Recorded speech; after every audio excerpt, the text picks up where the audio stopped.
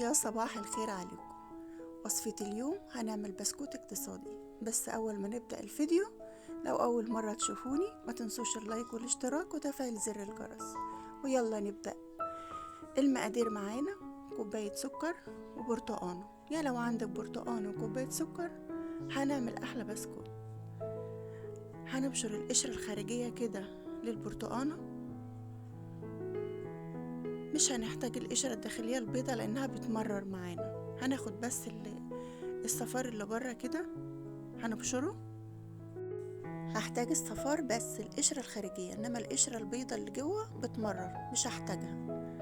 بعد ما ابشرها كده البرتقانة دي هقشرها وهضربها في الخلاط. هاخد منها نص كوباية عصير برتقان بيور، ما يبقاش عليها مية كتير، وهحط نص كوباية سكر،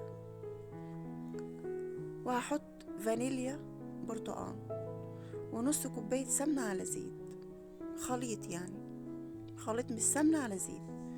هحتاج معايا في الوصفة 3 كوبايات ونص دقيق. هنزل بكوباية زي ما احنا متعودين وانخلها والمها بقى كده بالاسباتولا. وقبل ما المها هنزل ب3 معالق من النشا وذرة ملح وكيس بيكنج باودر، وهقلب بالاسباتولا كده.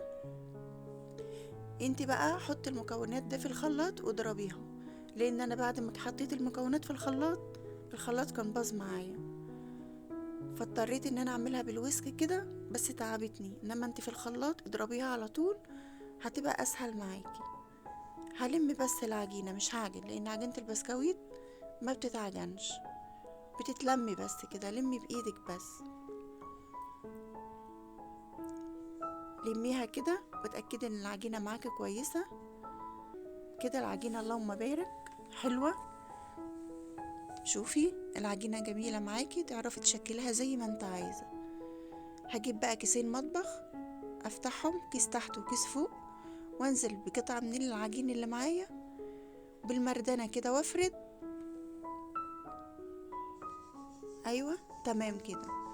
احرصي بقى ما يكونش السمك سميك قوي عشان ما يعجنش معاكي في التسوية، ولا يكون برضو السمك رفيع قوي عشان ما يتحرقش معاكي. يعني خلي عينك ميزانك كده. اي قطعة عندك بقى قطعي بيها بقى الاشكال اللي انت حباها. وصينية عليها ورقة زبدة، وهتنقلي بقى اللي انت قطعتيه وشكلته ده على الصينية، وهيدخل الفرن على درجة 180، حرارة 180 درجة لمدة 45 دقيقة، وحسب فرنك انت ممكن اقل كده. بعد ما شكلتها معايا عمل معايا اللهم بارك حوالي 65 قطعة. ال3 كوبايات ونص عملوا معايا اكتر من 65 قطعة، والله اللهم بارك. وكان بسكويت جميل واقتصادي وبدون بيض وبدون زبدة، وكان حلو.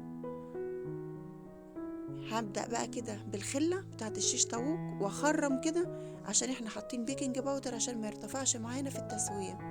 بتخرميه منه بدي شكل جمالي، ومنه بيمنع عندك الارتفاع وهو في الفرن.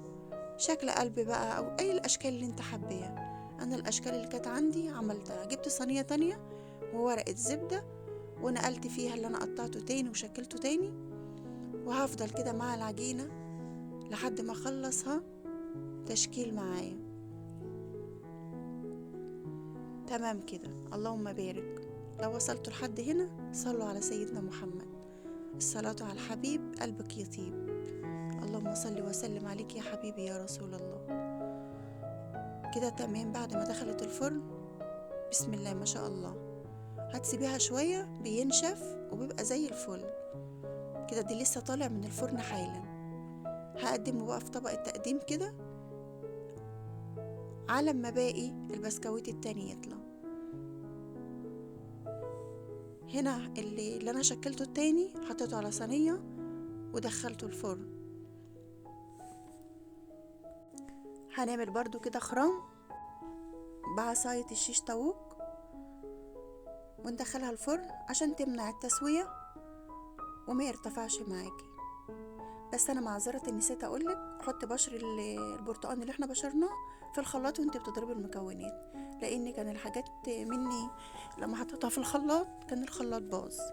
وهنا اتمنى تجربوا الوصفة، لو الوصفة عجبتكم استنى تعليقاتكم الحلوة، والسلام عليكم ورحمة الله وبركاته.